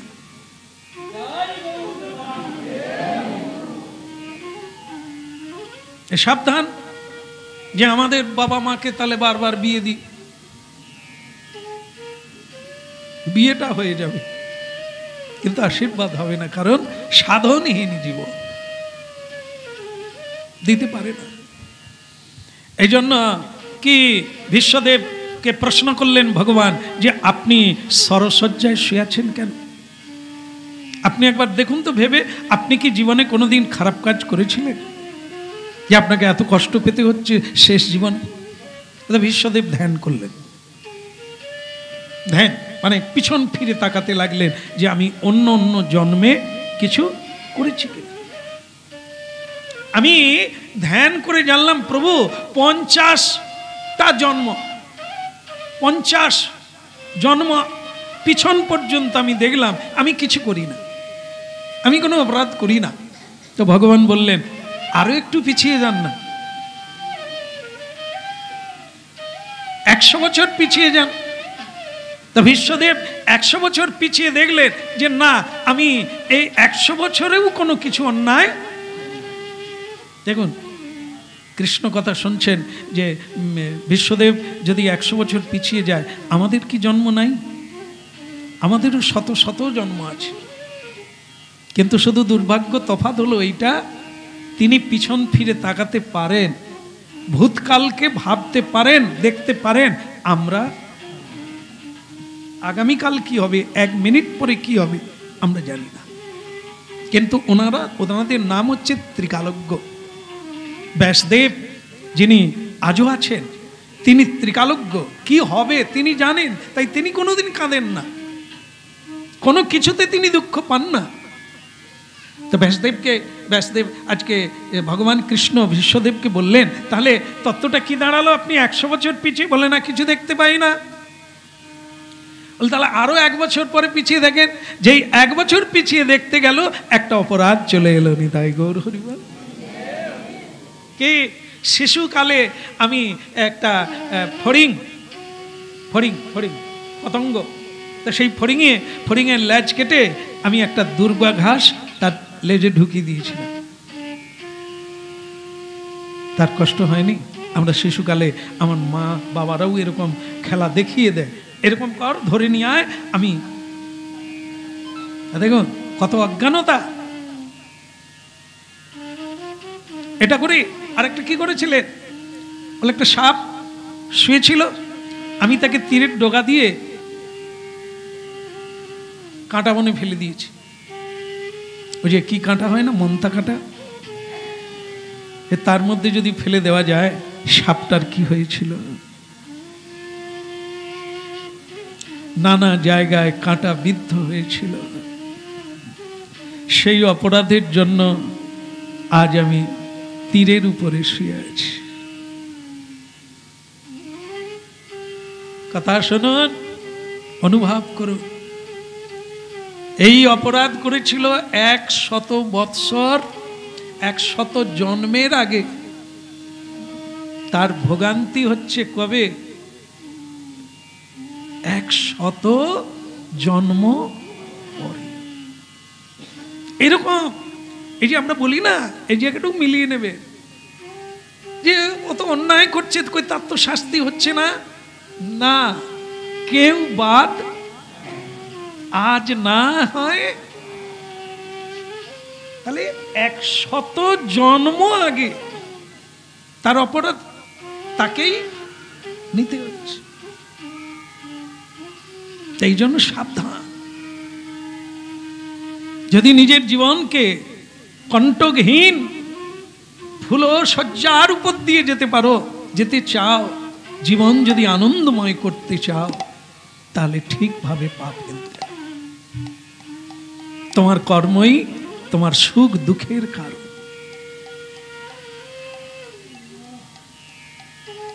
ভগবান শ্রীকৃষ্ণ বললেন, বিশ্বদেব, এখন আপনি কি বলতে চান? যুধিষ্ঠির মহারাজ তার শোক অপনোদন হবে, আপনি তাকে কিছু উপদেশ দেন। তারে বিশ্বদেব এই তার যে কর্মের ফল তিনি পাচ্ছেন, এটার জন্য তার চোখ দিয়ে জল এসে গেছে।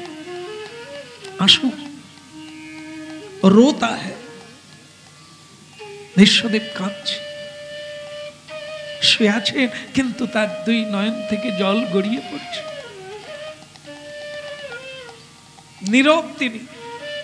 মাঝে মাঝে পঞ্চ পাণ্ডবের দিকে তাকাচ্ছে, যুধিষ্ঠিরের দিকে তাকাচ্ছে। ভগবান কৃষ্ণ সামনে শুয়ে থাকলে সামনে কোনটা?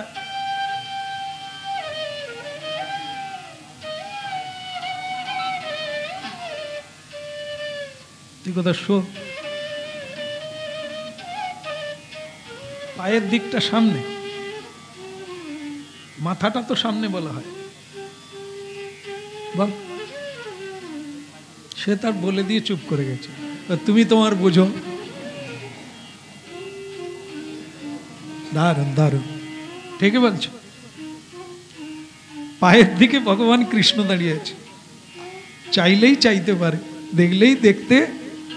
কৃষ্ণ তো দয়াময়, কৃপাময়, সে জানে দরকার আছে আমাকে ওই দিকে দাঁড়াতে হবে, নাহলে খুঁজবে কোথায়। ও তো শুয়ে আছে। আসুক, নয়ন পূর্ণ জল। তখন অর্জুন ভগবান কৃষ্ণকে বলছেন, সখা দেখো দেখো দেখো, মহাজ্ঞানীরও চোখে জল। সবাই যে শরীরকে ভালোবাসে, এটা তার প্রমাণ। আসলে কৃষ্ণ সকলেই মোহগ্রস্ত, মহাজ্ঞানীও মোহগ্রস্ত। নাহলে মৃত্যুকালে দেহ ছাড়তে কষ্ট পায়, কাঁদে কেউ, কাঁদছে। ভগবান কৃষ্ণ বুঝে নিলেন অর্জুন কি বলছে।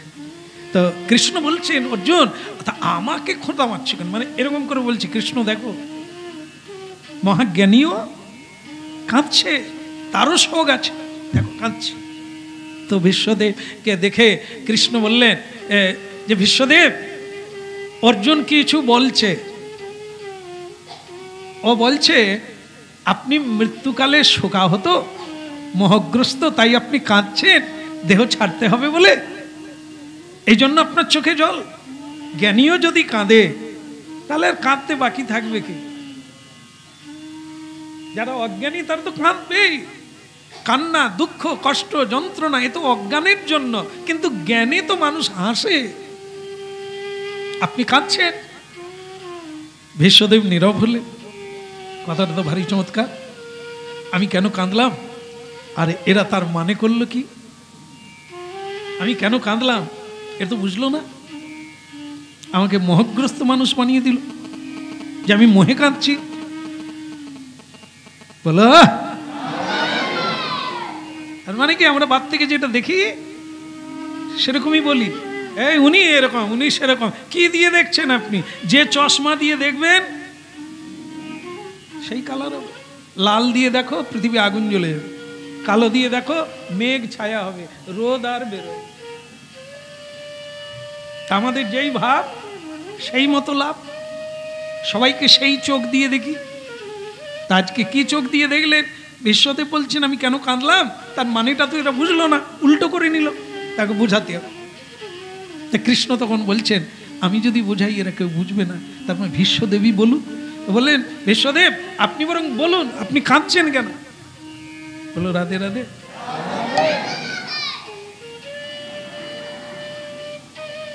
একদম একদম একদম, ধন্যবাদ। রাধে রাধে। হ্যাঁ, ভগবত ভক্ত। প্রদীপ কতক্ষণ জ্বলে?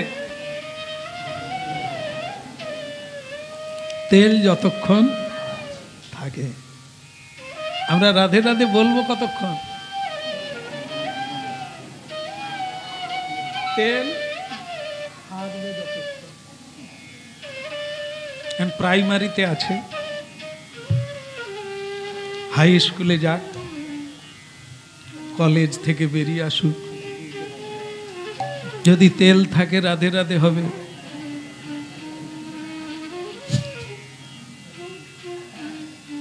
এখন এরকম অনেক আছে, অনেক ছেলে মেয়েরা অনেক আছে গীতা মুখস্থ, সব কিছু বলে দিতে পারে, কীর্তন করছে। হ্যাঁ, কীর্তন চালু হলেই সে কীর্তনে চলে আসে, বড়বেলা টেনেও আনা যায়। কচি আয় না রে খোকা, খুকি আয় না, না মানে তেল আর রাধে রাধে। টিকে থাকা বড় কঠিন। রোজগার করা যায়, রোজগারের ধনকে ধরে রাখা। এজন্য এ পথ খুবই দুর্গম, নিশ্চিত দূরত্ব, কঠিন দুর্গম।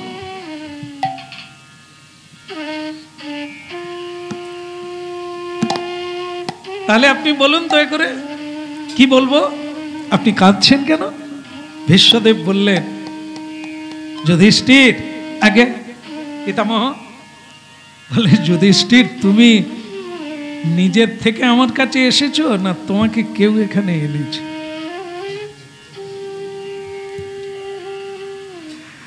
পিতামহ কেন এ প্রশ্ন কেন? সময় কম, তুমি বলো তুমি এসেছো না তোমাকে কেউ? বল না আমাকে যদুপতি বাসুদেব বললেন। আচ্ছা, আসলে কি জানো, সূর্য প্রতিদিন ওঠে, আমরা প্রতিদিন দেখতে। এই কয়েকদিন আগে বৃষ্টি হয়েছে, হয়েছে হালকা বৃষ্টি হয়েছে। আমরা তখন উত্তরপ্রদেশে আছি, বৃন্দাবনে আছি, সেখানে কিন্তু বৃষ্টিও নাই, মেঘ ছায়াও নাই, রোদের কোনো অভাব নাই, কিন্তু ফোনে খবর পাওয়া গেল এখানে বৃষ্টি হচ্ছে। তাহলে কি সূর্য উঠেনি ওই দিন যেদিন বৃষ্টি হয়েছিল? উঠেছিল, আমরা দেখতে প্রমাণ করে না সূর্য উঠেছে, অথচ আমরা দেখতে পাই না। কিন্তু আরেক জায়গার লোক দেখতে পাচ্ছে। আমরা যেখানে ছিলাম সেখানে কোনো বৃষ্টিও নাই, মেঘ ছায়াও নাই, কিন্তু এখানে বৃষ্টি হচ্ছে, সূর্য দেখা যায়নি। তার মানে সূর্য ছিল নি তা না। এটা তোমাদের অবস্থা তাই পঞ্চপাণ্ডব। সূর্য আছে কিন্তু তুমি অন্ধকার দেখছো, মেঘ ছায়া দেখছো। কে এনেছে তোমাকে? যার কৃপা লাভ করবার জন্য আমি এখনো বেঁচে আছি, মরি না, যার কৃপা পাওয়ার জন্য এত ঋষি মুনি বসে আছে, আর তোমাদেরকে নিয়ে ভীষ্মের কাছে এলো, তোমরা চলে। তাহলে তোমাদের ধারণাটা কি কৃষ্ণ কিছু জানে না? ভীষ্মদেব জ্ঞানী, কৃষ্ণ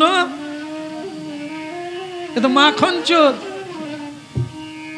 এ বংশীবালা, একটু বাঁশি ভালো বাজাতে পারে, গরুগুলোকে আয়ত্তে আনতে পারে, কিন্তু তত্ত্ব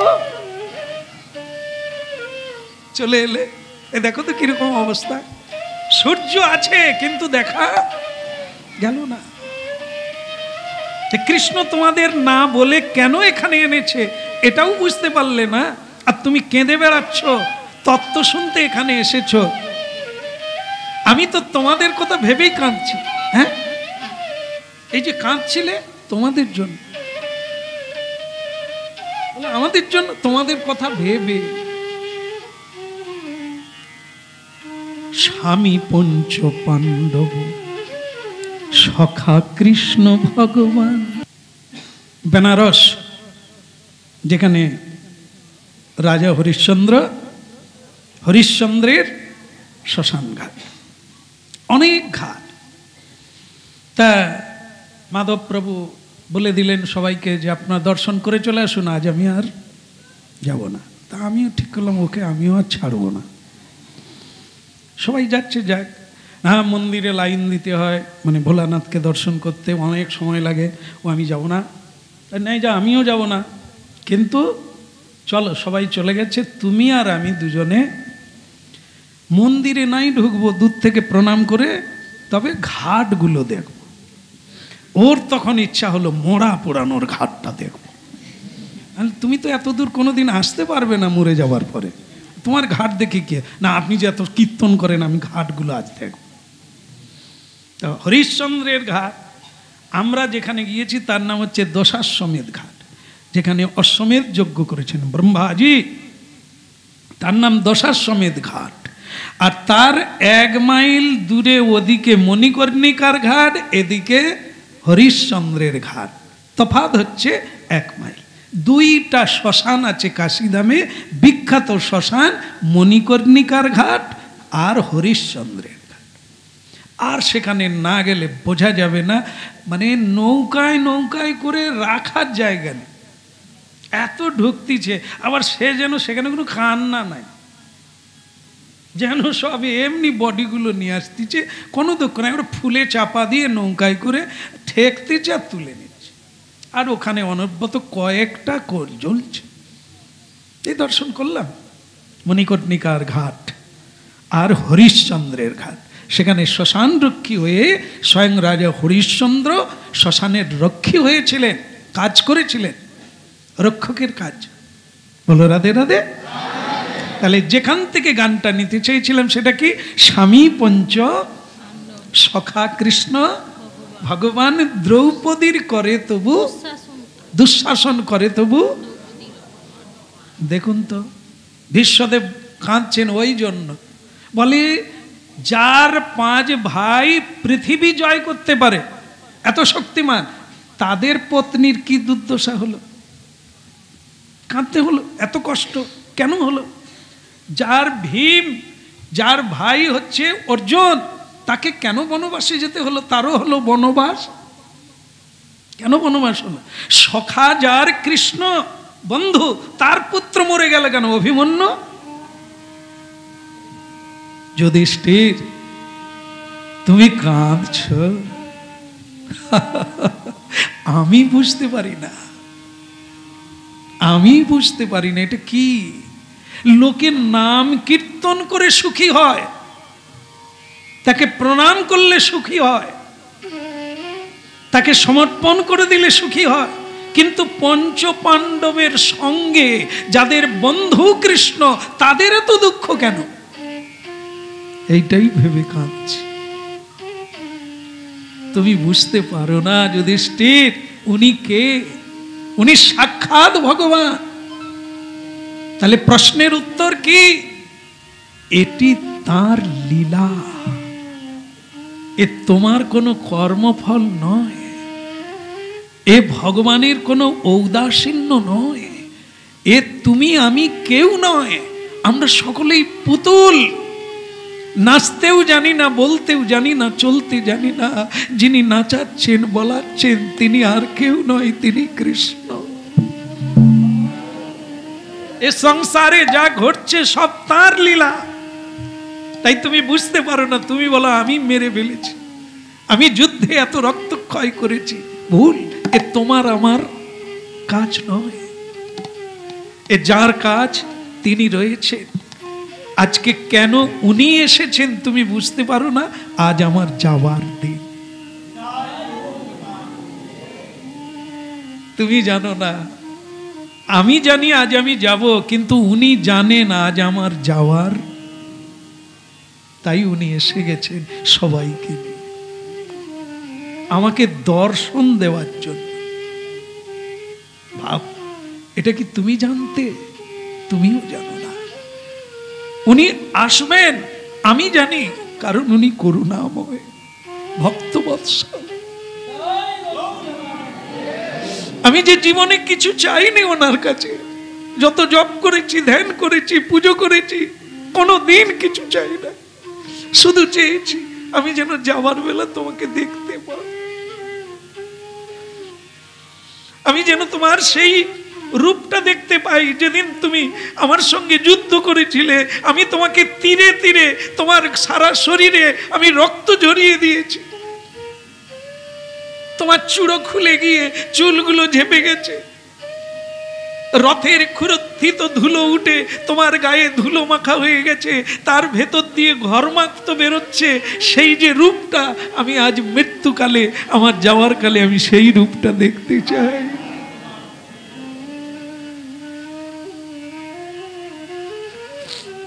ভগবান কৃষ্ণ বললেন আমি আগের থেকেই প্রস্তুত আছি। ওপর থেকে দেবতারা পুষ্পবৃষ্টি করছে, জয় ঘণ্টা বাজছে, উলুধ্বনি করছে, ভীষ্মদেব যাত্রা করছে।